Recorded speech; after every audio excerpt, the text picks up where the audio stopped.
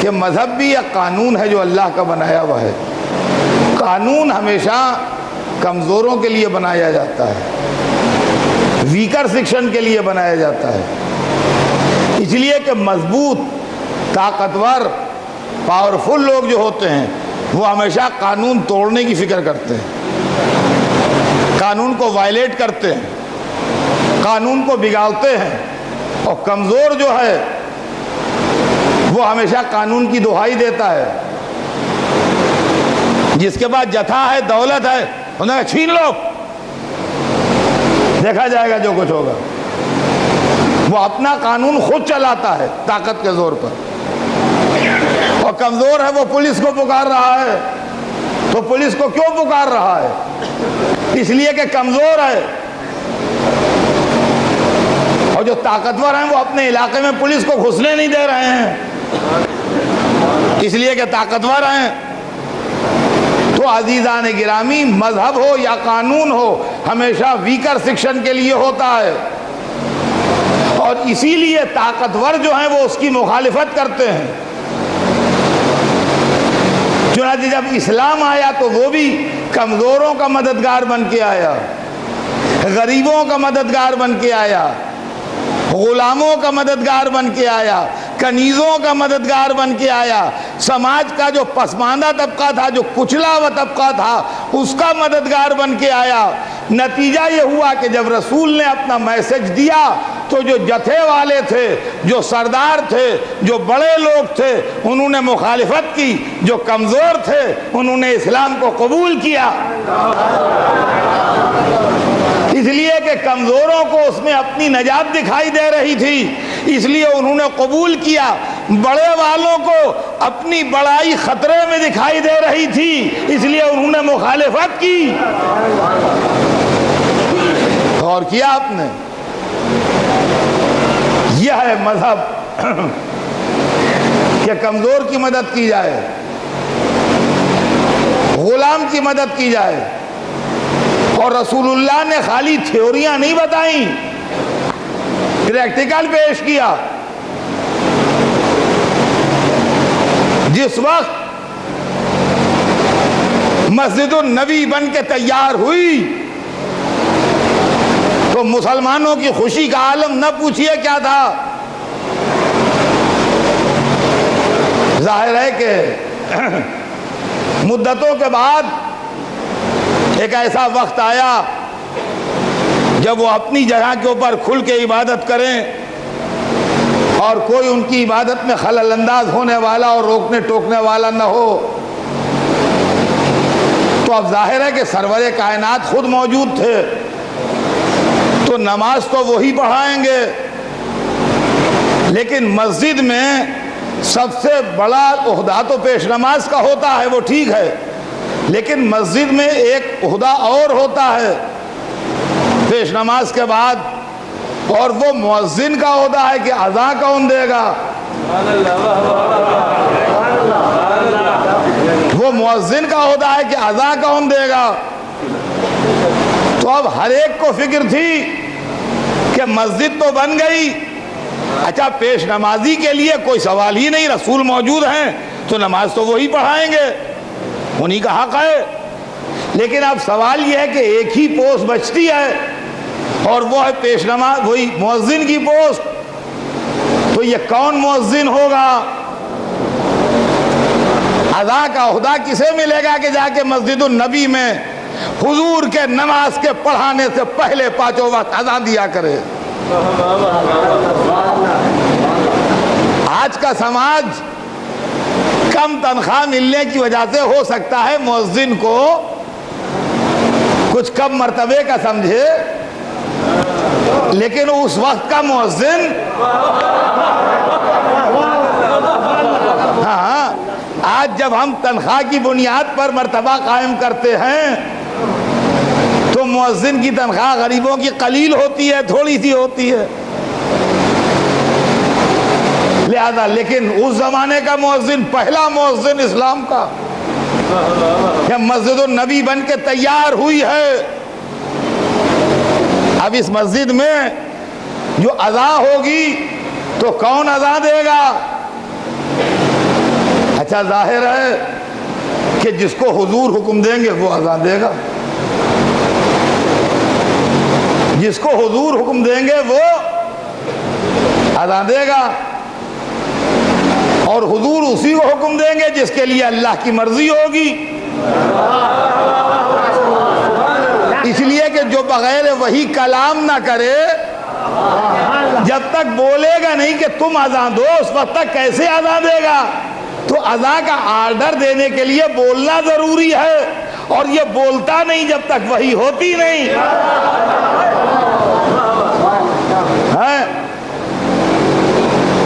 تو اب نماز کا وقت آ رہا ہے، مسجد النبی بھری ہے، اور ہر ایک کے دل میں یہ تمنا انگڑائی لے رہی ہے کہ ہم کو یہ موقع ملے تو بڑی عزت افزائی ہو۔ فطری بات ہے، انسان کے دل میں تمنا ہوتی ہے۔ اب ایک سے ایک بیٹھے ہیں، اس کے اندر قریشی بیٹھے ہیں، مکے والے بیٹھے ہیں، جن کی خاندانی 7 پشتوں سے عربی زبان ہے، وہ بیٹھے ہیں، اذان کی ٹیکسٹ عربی میں ہے، جو کچھ ہے وہ عربی لینگویج میں ہے۔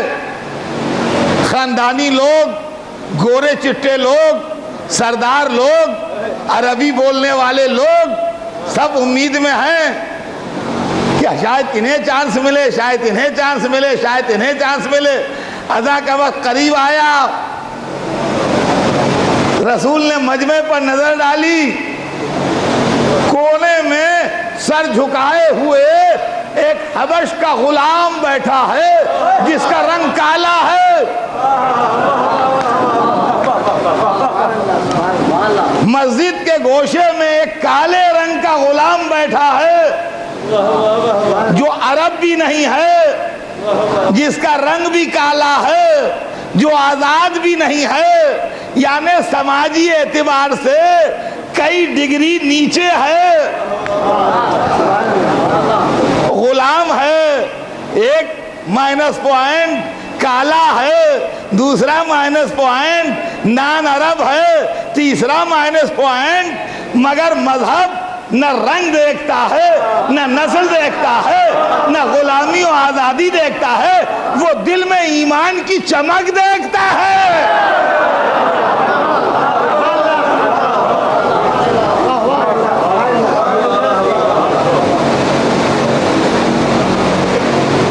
ایک دفعہ نگاہ فیض بار سرکار رسالت اٹھی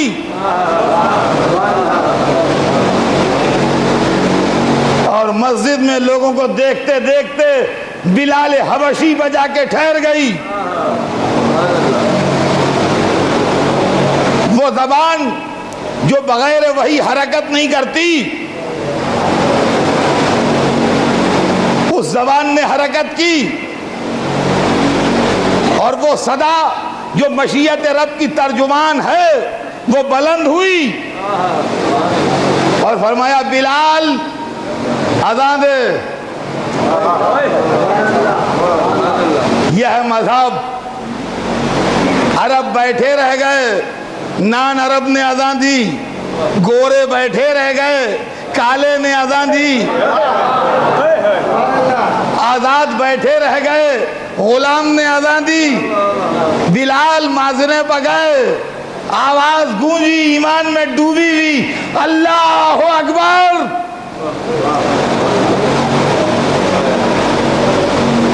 دل کھچ جائیں، روحیں مسلمان ہو جائیں۔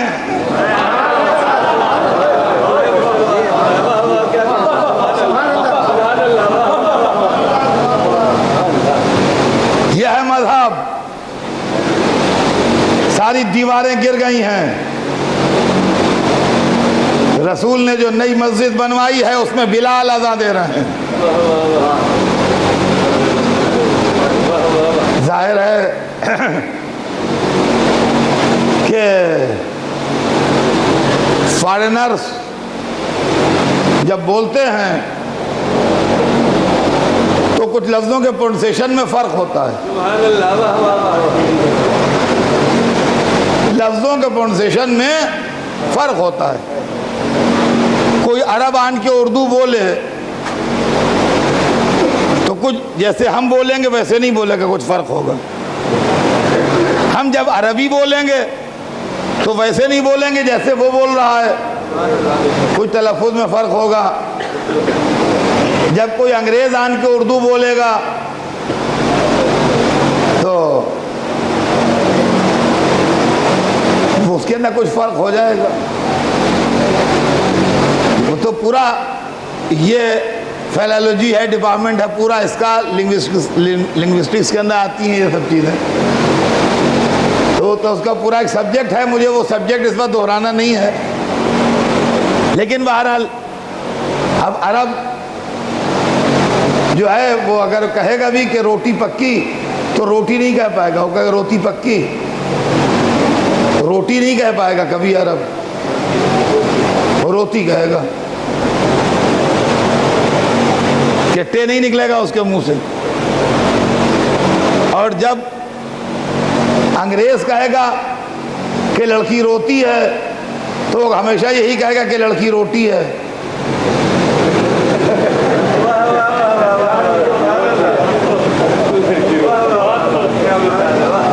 جو لندن سے آئے گا لاکھ اس کو آپ اردو سکھا دیجئے، وہ کیا کہتا ہے دیکھو لڑکی روٹی ہے، تو کیا روٹی ہے؟ روتی نہیں، روتی اس کے منہ سے نکلے گا نہیں، اور ان کے منہ سے روٹی نہیں نکلے گا، یہ روٹی کہیں گے. تلفظ میں فرق ہوتا ہے. یہ علاقائی معاملہ ہے، اس کا مذہب سے، دین سے، ایمان سے کوئی تعلق نہیں. تو حضرت بلال ظاہر ہے کہ افریقن تھے، نان عرب تھے. تو شین جو ہے اس کا پرونسیشن ویسا نہیں کر پا رہے تھے جیسا عرب کرتے ہیں. کچھ شین کا ساؤنڈ جو تھی وہ سین کی طرح پروناؤنس کر رہے تھے، یعنی اشہد ان کے بدلے کچھ ایسا سنا محسوس ہو رہا تھا جیسے کوئی کہہ رہا ہے اشہد ان. خیر ادا ہو گئی، لیکن جن کے دل میں تمنائیں تھیں وہ تو رہیں. اب کسی نے کسی موقع پر دبی زبان کہا رسول کے سامنے کہ حضور ان کی زبان سے تو سین نہیں نکلتا صحیح، شین نہیں نکلتا صحیح، وہ اشہد ان کو اسد ان کہتے ہیں. یہ مذہب کی اسپرٹ کے خلاف ہے. یہ سب تھنکنگ جو ہے یہ مذہب کی اسپرٹ کے خلاف ہے.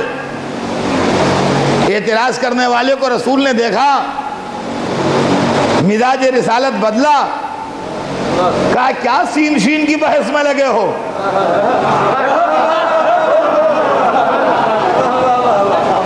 سین و بلال شین عند اللہ، جو بلال کی زبان سے سین نکل رہا ہے وہی شین ہے.